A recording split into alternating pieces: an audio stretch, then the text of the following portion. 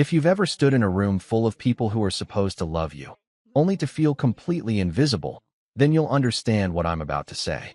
My name's Liam, I'm 32, and I own a mid-sized but rapidly growing logistics tech company I built from the ground up.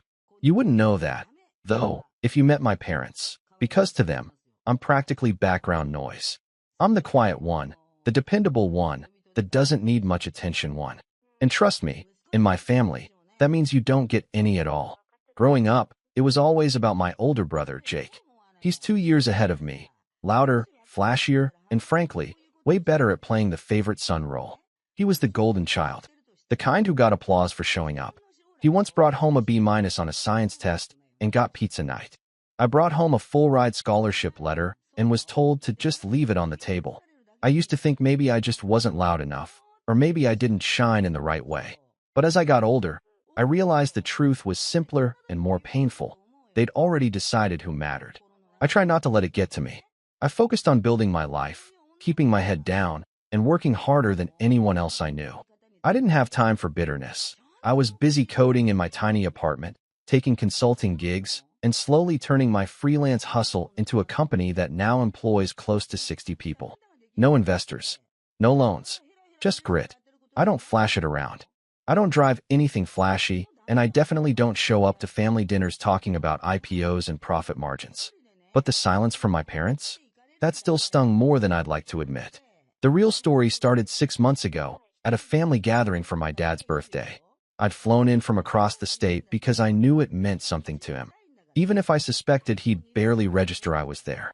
We were at this Italian place they love, nothing fancy, just a noisy little spot my mom insists has the best lasagna this side of the freeway. Everyone was gathered around the long table, passing garlic bread and telling half-funny stories about Jake's high school football days like they were ancient legends. I was sitting at the far end, sipping water and listening, smiling when appropriate, offering the occasional, "That's wild," when prompted. Then my mom tapped her glass with a spoon. "Everyone, I just want to take a second to say how proud we are of Jake," she said, her eyes glistening. "He's really doing so well for himself. Vice president of regional sales at that big firm. Just look at our only successful child." There was laughter, a few claps, a dramatic here from Aunt Marcy. And me? I was sitting right there, fork halfway to my mouth. I didn't say a word. I glanced around to see if anyone had caught that.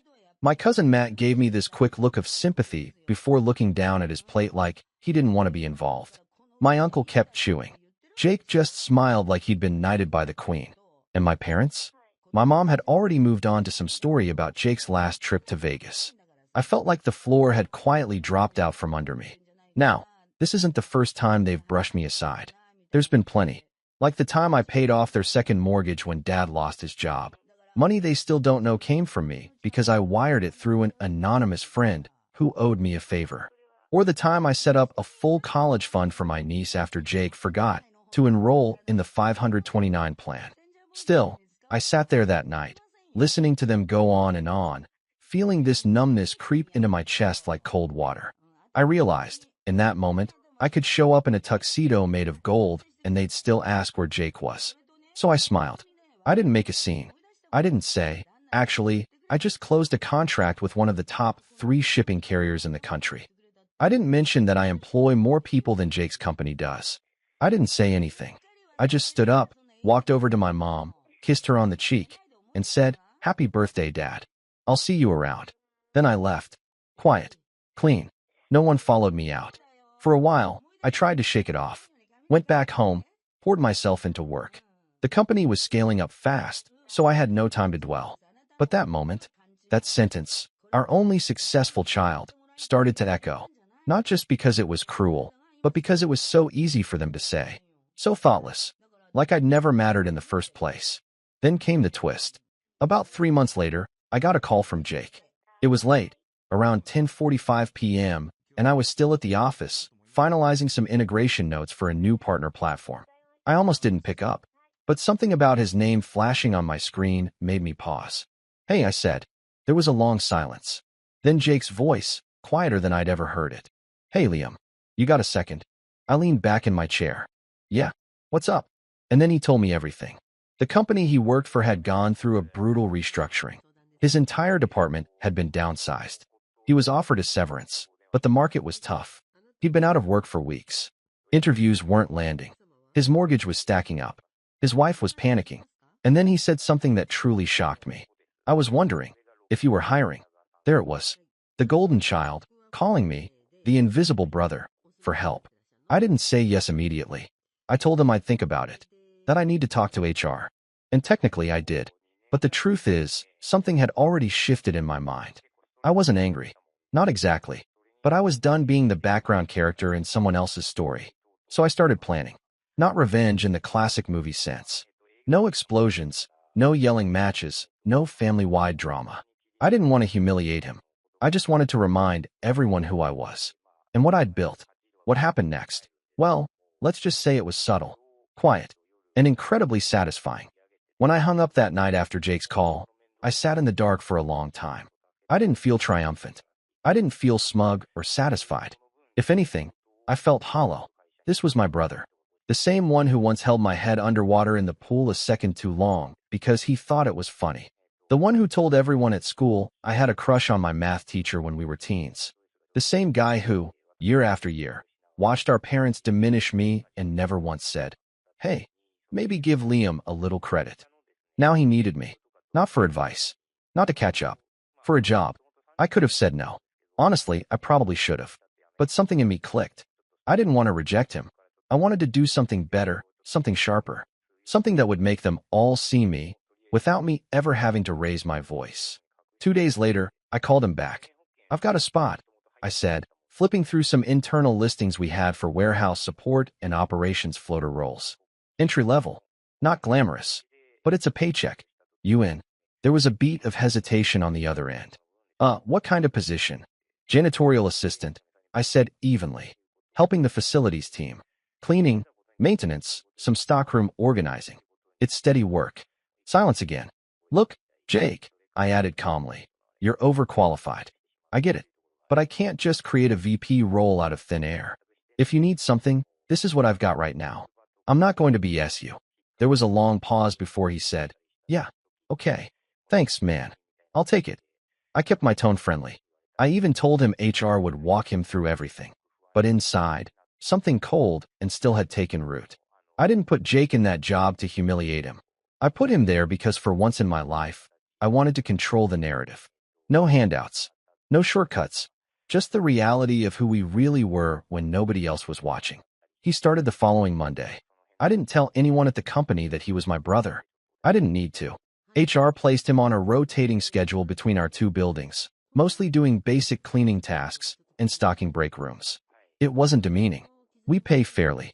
He had benefits, but it was quiet work. Unseen. He'd never experienced that before. I saw him a few times in the halls. He'd nod or wave. I'd nod back. We didn't really talk. A few weeks in, one of my junior managers came to me and said, "Hey, that new facilities guy, Jake, he said he used to be a VP of something? Why is he mopping floors now?" I just smiled. Tough market right now. Around that time, I started getting texts from my mom. "Hey, sweetie, how's work? Are you coming to the fall family picnic next month? Your brother mentioned he's working for a tech company now. Small world, huh?" I didn't reply to most of them. I knew what this was. They smelled change in the air. For the first time, Jake was struggling and I wasn't. The family picnic was something they did every October. Always the same park. Always the same potluck sign-up sheet. I'd skipped the last two. But this time, curiosity got the better of me. I drove out, wearing a simple dark polo and jeans. Nothing flashy. When I arrived, people were milling around, laughing, tossing footballs, loading up paper plates with potato salad. My parents were by the grill. My mom lit up when she saw me. "Liam, you came. Oh, sweetie, look at you. You've lost weight." Not even a "how are you." My dad clapped me on the shoulder. "Jake's around here somewhere," he said, like that was what I was waiting to hear. I nodded and went to grab a drink. A few cousins chatted me up, small talk, work stuff. Someone mentioned they heard I was doing something with software. I gave vague answers. I'd long ago learned not to bother explaining. Then Jake showed up, holding a plate of ribs. He looked tired, a little sunburned, and there was something in his eyes that hadn't been there before, an edge of humility. He didn't say much to me, just gave a short "hey" and moved on. I stayed for about an hour, then slipped out without saying goodbye. I'd seen what I needed to see. My brother, once the family's pride and joy, was quieter now, smaller, and they still hadn't asked a single thing about what I was doing. Then came Thanksgiving. My mom called a week before. "We really want you here this year," she said, her voice chipper. "We're doing a big dinner at the house. Jake's bringing a turkey from that fancy place downtown. Everyone's pitching in." I wasn't planning to go, but then she added, "Your father says it's been a tough year for Jake. We want to lift him up, you know? He's still our shining star." That line, "still our shining star," it echoed in my chest like a gunshot. I said I'd be there. I showed up on time, with a bottle of wine and a polite smile. The house was warm and full of noise. My nieces ran around in socks. My aunts chatted in the kitchen. Jake was carving the turkey like a game show host. Dinner was loud and cheerful. I didn't say much, just listened. Then, halfway through dessert, my dad stood up with his glass. "I just want to say," he began, "how proud we are of this family. Especially Jake. He's had a rough patch, sure, but he's working hard again. Back in the game. That's what matters." Mom nodded. "He never gives up." My uncle chimed in. "Resilient, that's what he is." And then my dad, bless him, said it again. "Our only successful child." There it was. Again. I sat there, holding my fork, frozen. I wasn't angry. I wasn't shocked. I was just done. Jake shifted awkwardly in his seat, eyes flicking toward me for the briefest second before looking away. I didn't speak. Not then. I finished my pie, helped clear a few plates. Then I hugged my mom goodbye and drove home in silence. A week later, Jake asked if he could meet for lunch. We sat at a quiet diner near my office. He looked tired again, older, a little embarrassed. "Hey," he started. "So, I just wanted to say thanks. For the job. I know it's not glamorous, but it's helping. I'm grateful." I nodded. He glanced out the window. "I'm not used to this. You know? Being the guy people forget. It's weird." I didn't say anything. Then he added, "They don't ask me how I'm really doing. They just assume I'm fine." I looked him in the eye. "Yeah, I know the feeling." He flinched a little, then smiled sadly. "Guess you've known it longer than me." There was a pause between us. Years of silence, bruises, swallowed pride, all sitting at that table. I paid the bill.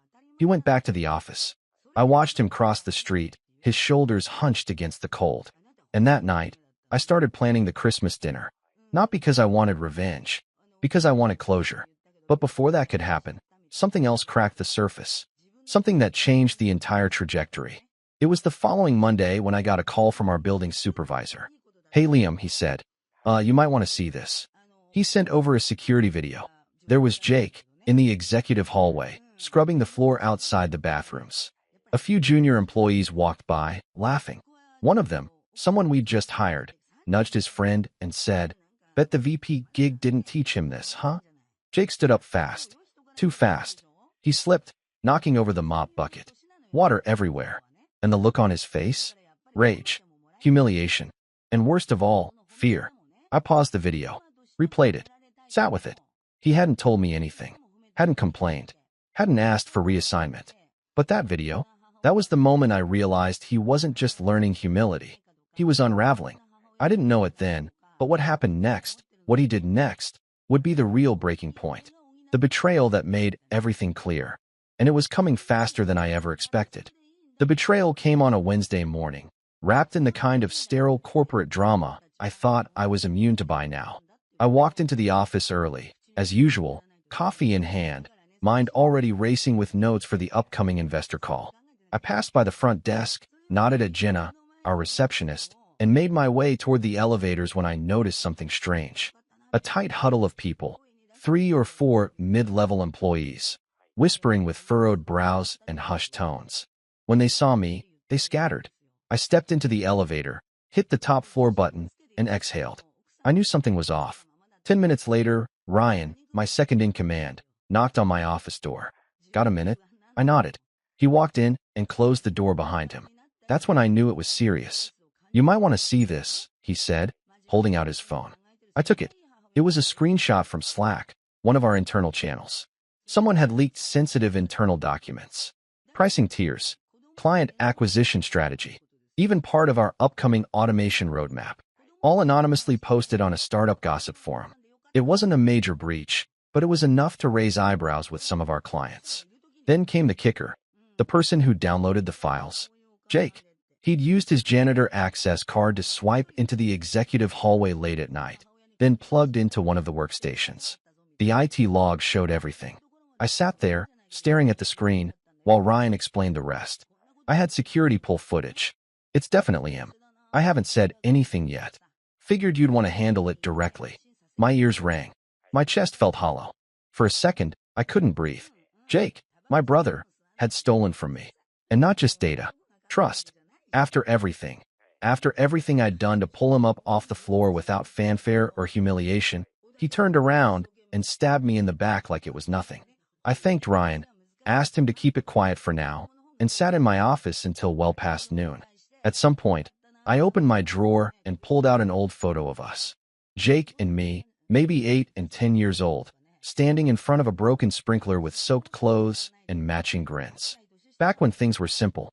Before the hierarchy, before the family dinners that felt like board meetings, before favoritism became policy. That night, I didn't go home. I stayed in the office, lights dimmed, replaying everything over and over. His smug face at Thanksgiving. That first phone call when he said, "I was wondering if you were hiring." The way he avoided my eyes at the picnic. And now this. I was humiliated. Not because the leak had hurt the company. It hadn't. Not deeply. We'd caught it early, locked everything down, and informed legal. But because I had let him in, I had bent over backwards to offer him dignity when he'd never offered me an ounce of it in our entire lives. I was done. That weekend, I packed a small duffel, drove 3 hours north, and checked into a quiet cabin with no internet. I left my phone in the glove box and took long walks by the lake. I didn't talk to anyone. I needed to figure out what came next, not just with Jake, but with everything. It was there, watching the sunrise spill gold over still water, that I realized something. I'd been playing their game. My entire life, I'd let my parents' words weigh more than they should. I'd worked like a ghost in the shadows, hoping that maybe one day they'd notice.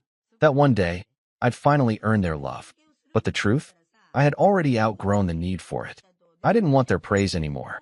I wanted peace. The next week, I returned to the office and made changes. Quiet ones. I promoted Ryan to COO, giving him more decision-making power so I could step back a little. I started working 4 days a week instead of 6. I booked a 2-week trip to Portugal with no itinerary, just a passport and a journal. And I moved Jake. Not fired. Not humiliated. I transferred him to a quiet satellite office we owned 2 towns over.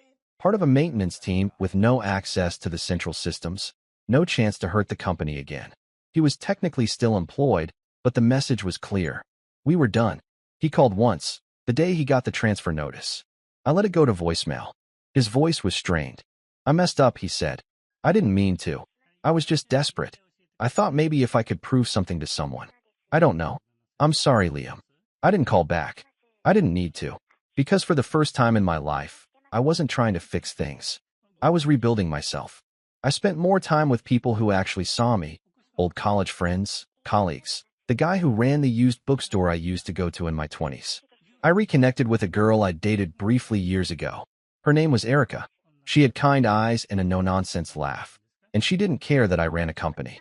She liked that I listened. We started going on walks, cooking together. Nothing serious. Just quiet. Grounding.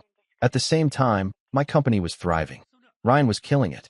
We landed 2 new contracts. Our internal culture was tighter than ever, and our net promoter score was through the roof. And still, my parents said nothing. No calls. No apologies. Christmas came. I didn't go. I spent it with Erica instead, making French toast and watching movies on the couch. Around New Year's, I got a card from my mom in the mail. Just a card. No call. No note. Just a stock message about wishing you peace and prosperity. I stared at it for a full minute, then dropped it in the trash. And that's when I knew. I had finally let go. Not in a dramatic, movie-ending kind of way. Just quietly. Like closing a door that had been creaking open for too long. But then, just when I thought the storm had passed, fate delivered one final twist. An invitation. My parents were throwing a formal dinner party in early March. Their 40th anniversary. A full guest list. Big venue. Suits and gowns. And I was invited. The invitation arrived in a gold-trimmed envelope with my full name printed in calligraphy. It was over the top, like something out of a wedding catalog. And in the bottom corner, handwritten in my mother's careful script, was a note. It would mean a lot if you came. Jake will be there. He's doing much better. I almost laughed. But then I paused. Because a part of me, the part that had been silent for so long, knew this wasn't just another party. This was the moment. The one where everything that had built up over the years, every slight, every dismissal, every time they looked right past me, was finally going to reach the surface. I wasn't going for revenge. I was going for truth. But what happened at that dinner? Even I couldn't have planned for how satisfying it would be. And it all started with a single sentence. Just 12 little words that dropped like a bomb. There's a peculiar kind of stillness before you execute something big. Not rage. Not bitterness. Just clarity. That's what I felt when I held the invitation to my parents' 40th anniversary dinner. Heavy cardstock, gold trim, an embossed crest like they were royalty. And that little handwritten note at the bottom? Jake will be there. He's doing much better. That was the spark. I didn't respond right away. I let the RSVP deadline pass, knowing full well they'd assume I'd show. They always did. I wasn't the child they invited. I was the child they expected to orbit. But I wasn't that man anymore. The truth is, I'd spent years holding my breath around my family, shrinking myself so their opinions wouldn't bruise. But not anymore. Now I was calm. Still, I didn't want to burn bridges. I wanted them to walk across one and see, finally, who had built the damn thing. I started laying the groundwork that same night. I opened my laptop and typed up a new internal job posting. Temporary event coordinator, executive liaison. It sounded fancy because I wanted it to. I emailed it to a trusted staffer, Maya, one of my most competent operations leads, and asked her to handle the logistics. Venue research, vendor coordination, guest check-ins. The kind of polished execution my parents had never associated with me. Next, I contacted a luxury PR consultant I'd worked with once during a funding round. Her name was Savannah, and she was one of those people who could turn a silent room into a standing ovation with a few power words and a signature red blazer. I asked her for help, quietly. Nothing too obvious. I wanted polish, presence, and poise. She agreed. Subtle dominance, she called it. I liked that. Then came the wardrobe. Now, I'm not a flashy guy. I usually wear dark polos, quiet shoes, and a watch that does its job and nothing more.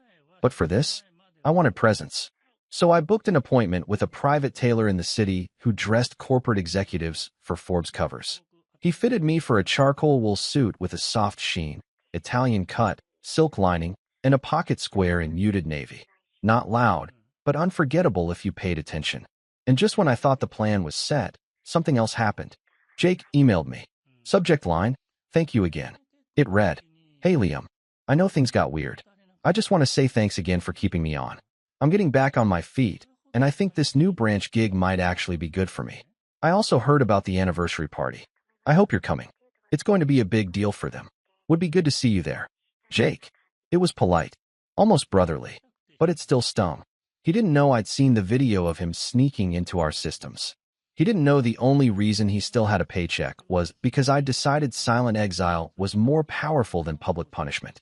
He didn't know I was about to walk into a room where for the first time ever, I would be the one who held the narrative in my hands. The venue was a country club outside town.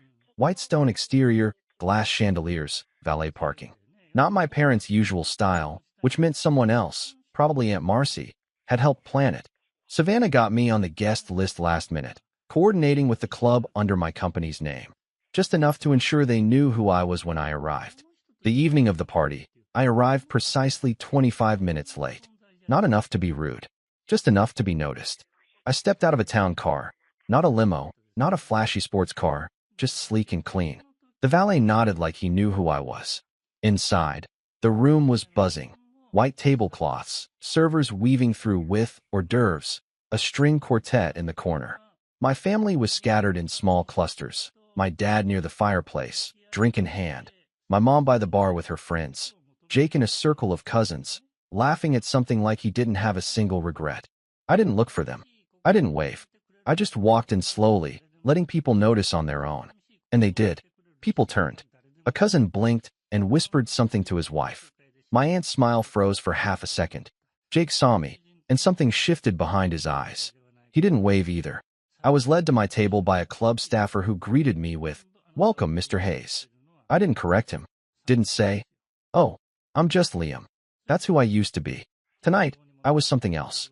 I made small talk with strangers, colleagues of my father's, old neighbors, distant relatives.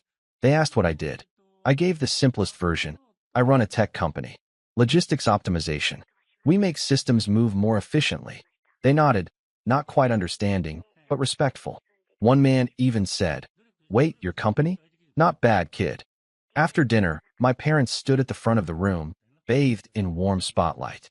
My mother wore a champagne-colored dress, hair pinned neatly, makeup meticulous. My father had that familiar smugness in his stance, a man used to being the center of his world. "Thank you all for coming," he said into the mic. 40 years, it's a big one. And we're lucky to be surrounded by so many people we love.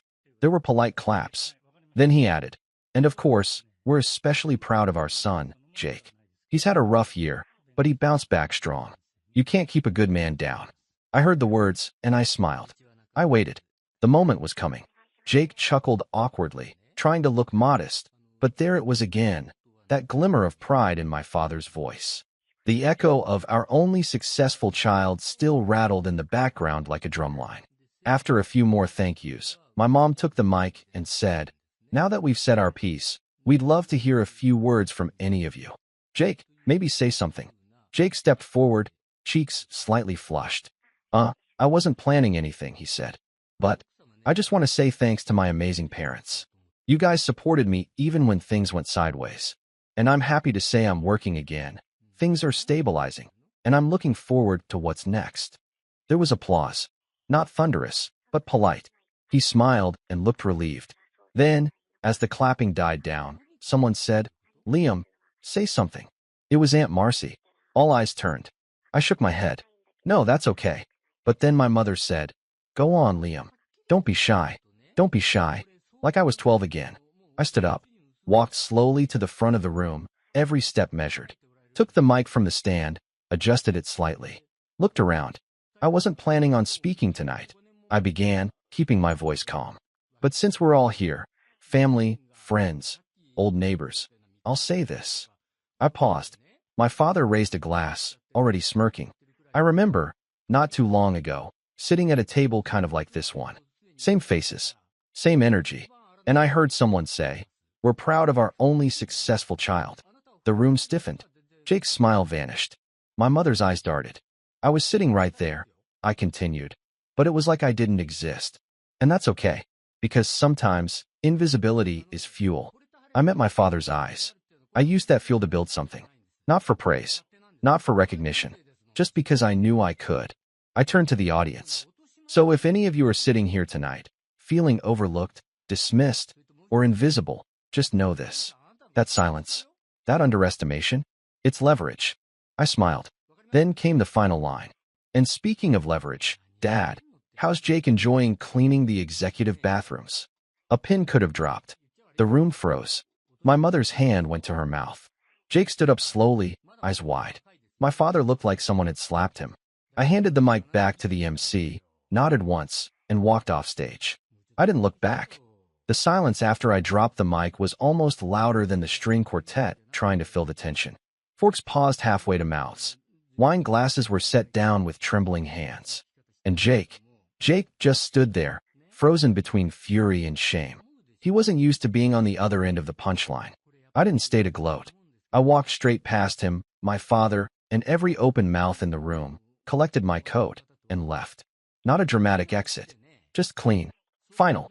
Like closing a deal that's long overdue. That was the moment everything flipped. But the real revenge? That unfolded in the weeks that followed. Slow, deliberate, and without a single raised voice. 3 days after the party, I got a call from my mom. "Liam," she said, trying to keep her voice light. "What was that comment at the dinner supposed to mean?" I didn't pretend not to know what she meant. I said calmly, "It means Jake works for me. In facilities. He has for months." "You didn't know?" Dead silence. "Wait," she said, and I could hear the confusion turning into disbelief. "You're saying you gave your brother a janitor job?" "No," I replied. "I gave him a job. The one he was qualified for." "You humiliated him," she hissed. "You humiliated us." No, Mom. I didn't humiliate anyone. I hired my brother when he had nowhere else to go. Quietly. With dignity. And while you were parading him around as your success story, I kept his actual job title to myself. Until you insisted on making a speech. She didn't respond right away. I could hear her breathing shift, short, angry exhales like a kettle just about to boil. Then she asked, bitterly, why would you do that? That question said everything. Not thank you for helping your brother. Not we're sorry we didn't know. Just, why would you show us up? I almost said, because you made me invisible for 30 years, but I didn't. I just said, you should have asked what I do. Even once. And then I ended the call. The next day, Jake didn't show up for work. I got a message from the branch supervisor. Jake Hayes failed to report to shift. No call, no notice. I wasn't surprised.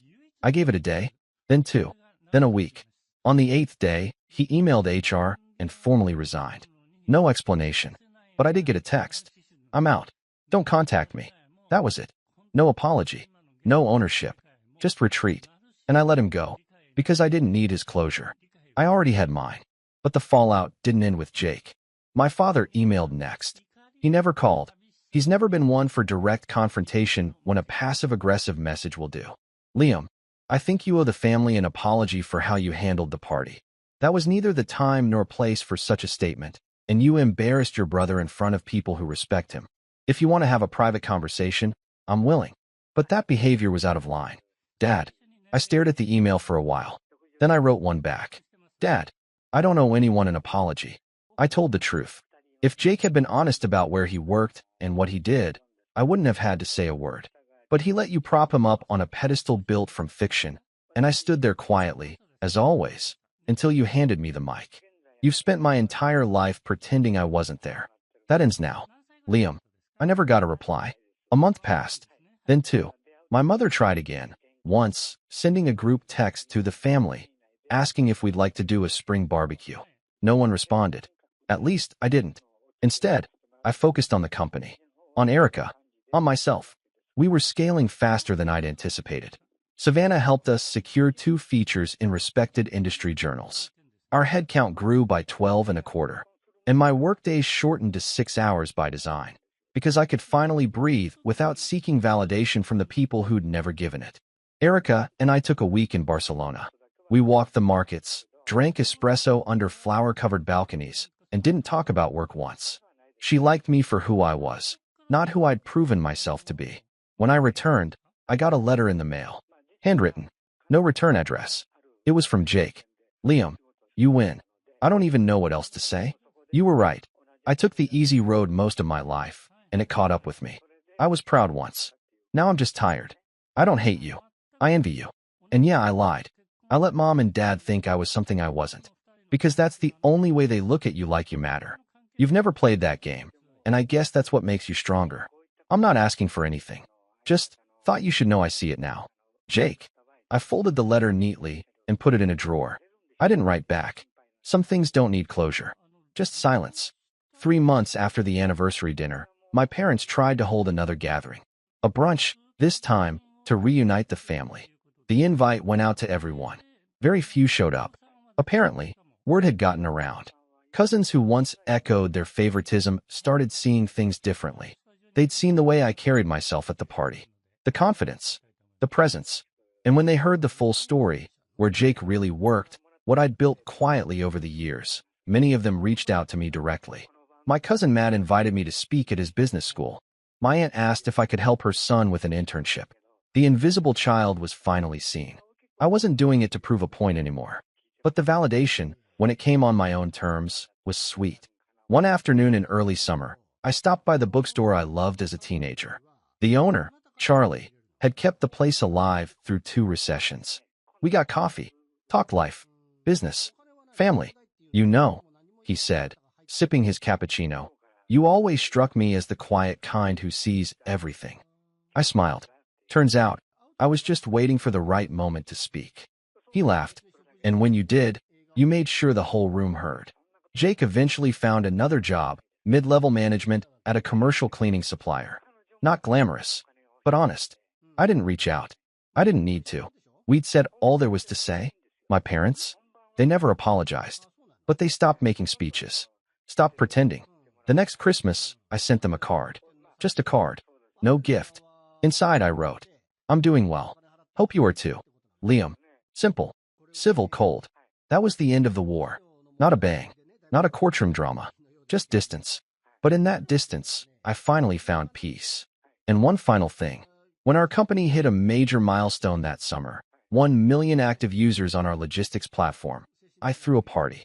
Not a flashy one. Just close friends. Staff. People who mattered. Near the end of the night, someone handed me the mic and said, Liam, say a few words. I paused, smiled, and said, here's to the quiet ones. The ones no one sees coming. We don't ask for attention. We earn it. And when the time is right, we speak. That was it. That was all. And for the first time in my life, they listened. Some people chase validation. Others build empires in silence. I chose the latter.